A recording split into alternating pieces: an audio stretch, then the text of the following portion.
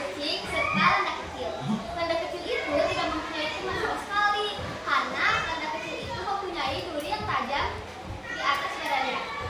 Nah, suatu hari kelinci mengadakan pesta ulang tahun.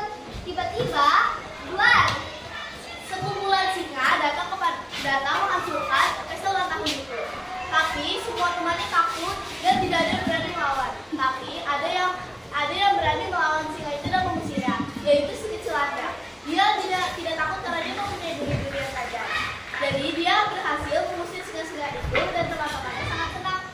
Nah, setelah itu si landa ulang tahun. Lalu mereka beradak mengundang semuanya dan semuanya itu memberi hadiah kepada landa sebuah kamar kecil untuk menutupi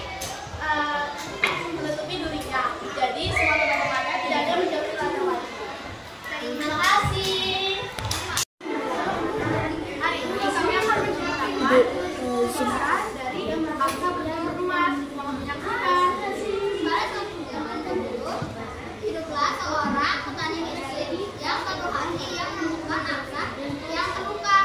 Kemudian dia membawa angsa itu pulang. Besokan harinya, dia sangat terkejut karena menemukan telur emas di dalam kandang tersebut. Setiap hari angsa itu tetap emas yang membuat petani itu jadi kaya. Namun karena keserakaannya, petani itu ingin mendapatkan semua telur emas sekaligus. Lalu ia memutuskan untuk menyembelih angsa tersebut, berharap menemukan telur emas yang sangat banyak. Sayangnya dia tidak menemukan apa-apa dan kehilangan seluruh kekayaannya. Jadi pesan moral yang bisa didapatkan dari cerita ini adalah jangan serakah. Jika kamu menemukan sumber kekayaanmu, janganlah serakah, sebab dari keserakahan itu bisa membuat kekayaan-kekayaanmu hilang. Terima kasih. Dan narkoba. Pada suatu hari, 12 sang pemuda bernama Topa. Pada hari itu, Toba pun pergi ke sungai untuk mencari ikan. Sekian lamanya menunggu, Toba pun mendapatkan ikan emas yang sangat besar. Dia merasa senang dan kembali ke rumahnya untuk membakar ikan tersebut. Sesampainya di rumah, ikan tersebut ditaruh di dalam ember yang berisi air. Lalu Toba pergi lagi ke kebunnya. Dan Toba. Pada suatu hari, hiduplah sang pemuda bernama Topa. Pada hari itu, Toba ingin pergi ke sungai untuk mencari ikan. Sekian lamanya menunggu, Toba pun mendapatkan ikan emas yang sangat besar. Saking girangnya, dia pun pulang ke rumah untuk membakar ikan tersebut. Sampainya di rumah, ikan tersebut diletakkan di dalam ember. Lalu Toba pun pergi lagi untuk mencari kayu bakar. Toba pun setelah mendapatkan kayu bakar, Toba pun kembali ke rumahnya untuk membakar ikan tersebut. Sampainya di rumah, Toba menyalakan kayu bakar tersebut. Setelah menyalakan kayu bakar tersebut, Toba masuk ke dalam rumahnya untuk mengambil ikan yang ada di ember tadi.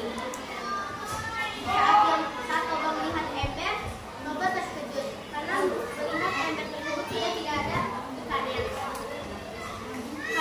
Karena sedih, lalu Toba pun pergi ke kamarnya.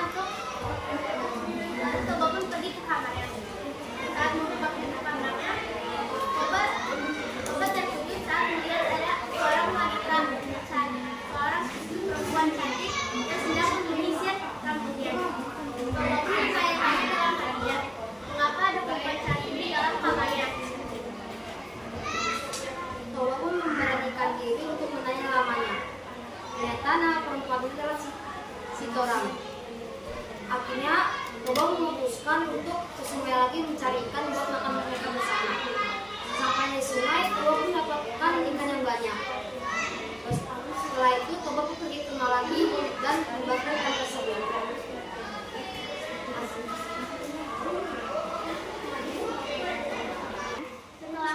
Setelah ikannya sudah dibawa, mereka pun makan bersama.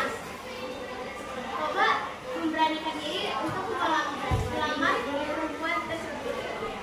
Perempuan tersebut pun menerimanya, tetapi dengan satu syarat.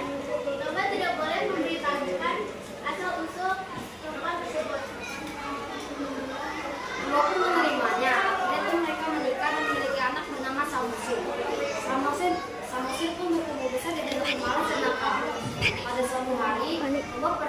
punya kandangnya. Pada suatu hari, si Toram pun meminta Samosi untuk mengantar bekal untuk si Toba. Samosi pun malas, dan akhirnya si Toram pun membujuk Samosi agar mau mengantarkan makanan tersebut. Akhirnya Samosi mau dan mengantarkannya. Di tengah perjalanan, Samosi pun berhenti. Dia pun bermain.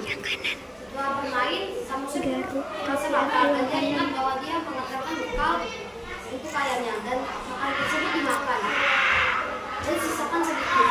Lalu Samosi pun melanjutkan perjalanannya. Pustakaan dari tingkat tujuan akan menuju ke tempat tujuan. Samosi sampai di tempat Toba berada. Toba sangat senang karena Samosi mau membawakan saat Toba membuka bekal tersebut, Toba terkejut karena makanannya sisa sedikit. Toba mungkin memarahi Samosi karena makanannya sisa sedikit. Toba juga mengatai Samosi sebagai anak ikan. Menangis sambil pergi dari hadapan Toba.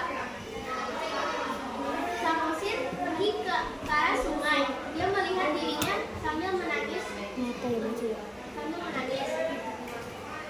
Dan dia ingin melihat dirinya dalam air bahwa dia bukan anak ikan. Lalu Samosi pun mengadu kepada ibunya dan berkata, "Ibu, aku bukan anak ikan kan?" Lalu